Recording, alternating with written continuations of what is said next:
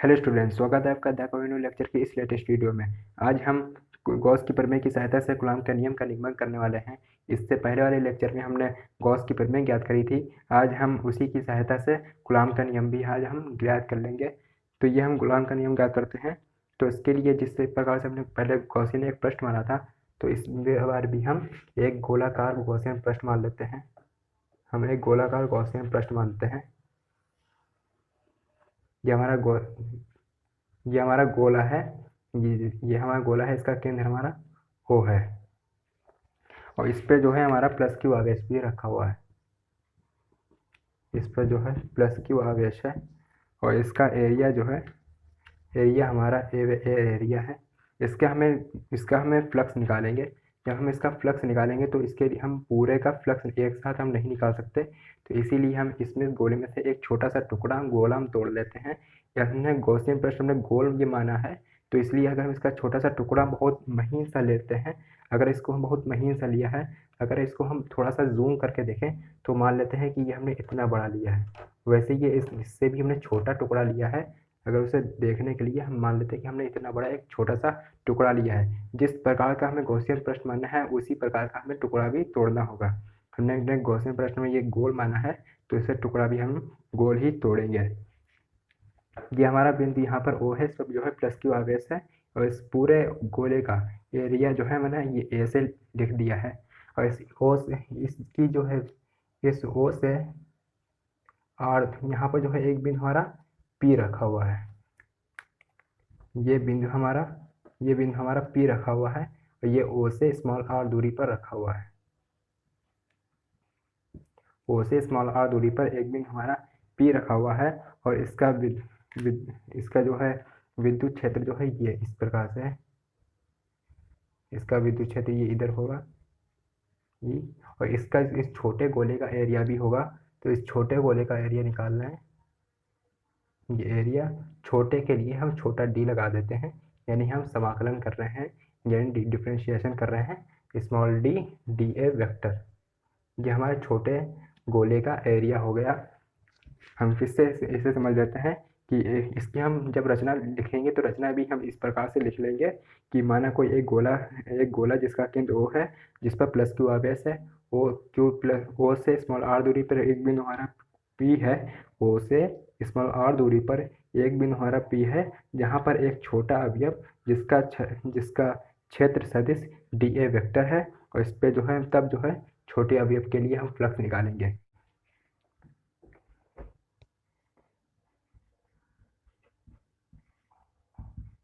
रचना ये हमने बोल दी है, ये हम स्क्रीन की स्लाइड में भी हम लगा देंगे ताकि आप लोग वहाँ से भी नोट कर सकते हैं।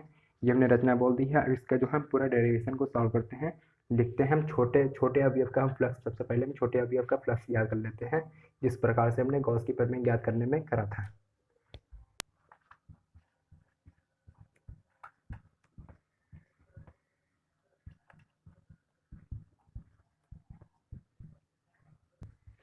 छोटे अवयव के फ्लक्स हमें ये फाई ई फ्लक्स, विद्युत फ्लक्स को हम फाई ई से लिखते हैं। फाई ई बराबर ई ए होता है। हम छोटे अवयव के लिए निकाल रहे हैं, तो ये स्मॉल डी यानी समाकलन डिफ्रेंशिएशन कर लेंगे। ई हो तो एरिया भी हमारा छोटा है, तो इसलिए ये हमारा डी ए हो जाएगा। डी ए हो जाएगा। तो आगे देखते हैं, डी फाई ई बराबर ई डी ए, डॉट हटाएंगे कॉस थीटा आ जाएगा। अगर किसी ए प्लस ए डॉट बी लिखा हुआ है, अगर हम डॉट हटाते हैं तो वहाँ पर कॉस थीटा आ जाता है। अगर ए क्रॉस बी लिखा हुआ है, अगर क्रॉस को हटाएंगे, अगर हम तो यहाँ ये ए डॉट बी लिखा है, अगर डॉट को हटाएंगे तो वो हो जाएगा ए बी कॉस थीटा। अगर ए क्रॉस बी लिखा हुआ है, अगर हम क्रॉस को हटाएंगे तो वो हो जाएगा ए बी साइन थीटा। यहाँ पर हमारा डॉट लगा हुआ है, तो हमने डॉट को हटाया, ये हो जाएगा डी ए कॉस थीटा। चूँकि विद्युत क्षेत्र ई समांतर है हमारे डी ए के, विद्युत क्षेत्र ई समांतर है हमारे डी ए के, तो इसलिए थीटा इसमें हमारा जो है ज़ीरो हो जाएगा। थीटा जो है हमारा ज़ीरो हो जाएगा। तो ये हो जाएगा डी फाई ई बराबर E D A cos zero, cos theta की जगह हमने ज़ीरो लिख दिया, ये हो जाएगा डी फाई ई बराबर कॉस ज़ीरो का मान होता है 1, कॉस ज़ीरो का मान होता है 1, तो ये हमारा आ जाएगा ई डी ए। ये हमारे छोटे अवयव का फ्लक्स आ गया। अब जो हमें इस संपूर्ण पृष्ठ का भी हमें फ्लक्स निकालना ज्ञात करना होगा।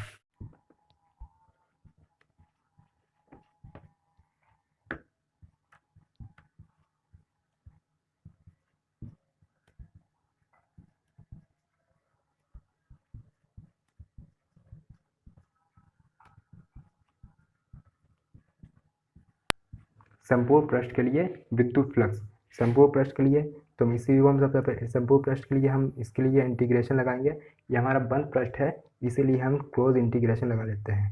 क्लोज इंटीग्रेशन हमारा जिस प्रकार पहले था डी, हमने छोटे अवयव से छोटे छोटे टुकड़े हैं, उन्हीं से जो है हम एक संपूर्ण पृष्ठ का निकाल रहे हैं, एक छोटे अवयव का निकाल लिया है।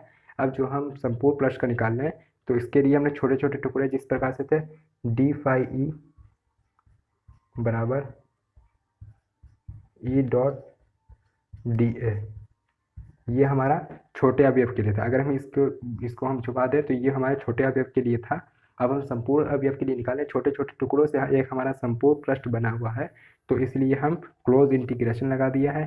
ये भी हमारा यहाँ पर भी हम क्लोज इंटीग्रेशन लगा देते हैं। ये हमने गॉस की प्रमेय में बहुत ही डीप में ये बताया था। तो ये क्या होगा, ये हमारा इंटीग्रेशन से डी हमारा ये कट जाएगा, खत्म हो जाएगा, तो ये हो जाएगा हमारा फाई ई बराबर ई डॉट इंटीग्रेशन को हमने अंदर भेज दिया, क्लोज इंटीग्रेशन डी ए, ये हमारा क्लोज इंटीग्रेशन डी ए हो जाएगा। तो आगे आएगा फाई ई बराबर E close integration D A, dot हटाया तो हमारा कॉस थीटा आ जाएगा, डॉट हटाएंगे कॉस थीटा आ जाएगा। चूँकि विद्युत क्षेत्र ई समांतर है हमारे डी ए के, इसलिए थीटा बराबर 0, क्योंकि जो है हमारा विद्युत क्षेत्र समांतर है हमारे डी ए के, तो इसलिए जो है हमारा थीटा जो है 0 हो जाएगा। तो अब फाई ई बराबर ई, इसका मान जो है हमारा इसमें हम पहले रख देते हैं E close integration D A cos 0, D A cos 0, phi E बराबर कॉस 0 का मान होता है 1, कॉस 0 का मान होता है 1, तो ये आ जाएगा ई क्लोज इंटीग्रेशन डी ए, ये तो हमारा 1 हो गया। अब आएगा फाई ई बराबर ई, यहाँ पर भी हमारा इंटीग्रेशन से डी कट जाएगा, यानी समाकलन से ये हमारा अवकलन जो है कट जाएगा, ये हो जाएगा ई ए, ये हमारा आ जाएगा ई ए। अब हम क्या करेंगे, यहाँ पर हम विद्युत क्षेत्र का फार्मूला लगा देंगे। विद्युत क्षेत्र का हमारा फार्मूला होता है, यहाँ पे लिख देते हैं, चूँकि ई बराबर एफ अपॉन क्यू नॉट, ये हमारा इसका विद्युत क्षेत्र का फार्मूला होता है, ई बराबर एफ अपॉन क्यू नॉट। विद्युत बल परीक्षण आवेश के अनुपात, विद्युत बल के परीक्षण आवेश के अनुपात को विद्युत क्षेत्र कहते हैं। विद्युत बल परीक्षण आवेश के अनुपात को विद्युत बल कहते हैं। अगर इसमें हम मोटी बात समझे कि इसी हमारा विद्युत क्षेत्र का फार्मूला है, ई बराबर एफ अपॉन क्यू नॉट होता है, तो इस ई की जगह पे हम जो हम फार्मूला लिख देंगे, फाई ई बराबर एफ अपॉन क्यू नॉट, ये हमारा एरिया की जगह पे भी हम गोले का एरिया लिख देते हैं। गोले का क्षेत्र हमारा होता है 4 pi R square, 4 pi R square.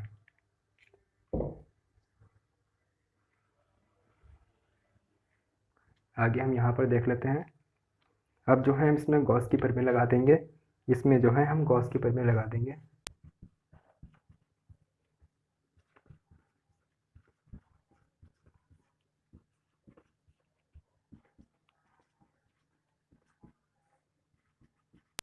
Gauss की प्रमेय की सहायता से,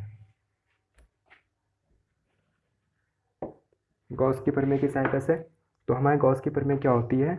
गॉस की हमारी प्रमेय आई थी जो हमने पिछले डेरिवेशन से पिछले लेक्चर में हमने प्रूव करी थी, फाई ई बराबर क्यू अपॉन एप्सिलॉन नॉट। ये हमने पिछले डेरिवेशन में पिछले लेक्चर में हमने प्रूव करी थी। तो इस फाई ई की जगह पर हम ये मान हम रख देंगे। फाई ई की जगह पर हम लिखेंगे क्यू अपॉन एप्सिलॉन नॉट बराबर F upon Q not into 4πr²। अब हम यहाँ पर क्या करेंगे कि इसमें जो है हम तिरछी गुणा करा देंगे, क्रॉस मल्टीप्लाई करा देंगे हम। ये हो जाएगा हमारा क्यू नॉट बराबर, इधर हम एप्सिलॉन नॉट को इधर भेजेंगे तो हम पहले इसको एफ को लिख लेते हैं, एफ 4πr² को लिख लिया और एप्सिलॉन नॉट को हमने इधर भेजना है तो हम बीच में यहाँ पर एप्सिलॉन नॉट को यहाँ पर हम लिख ले रहे हैं। ये हो गया हमारा क्यू नॉट, क्योंकि हमने इसमें क्रॉस मल्टीप्लाई कराई है।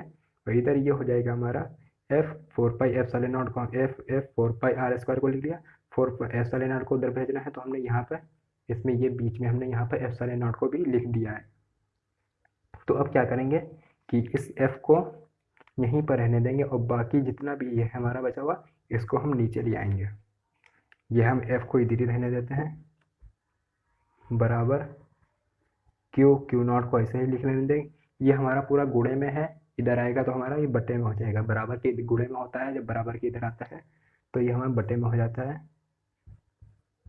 4π एप्सिलॉन नॉट r²।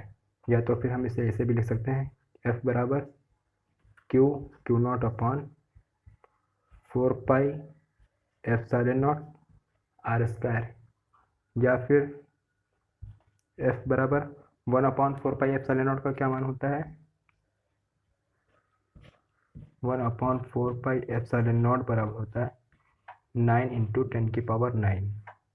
ये हमारा 1/4π एप्सिलॉन नॉट का ये हमारा मान होता है 9 × 10⁹।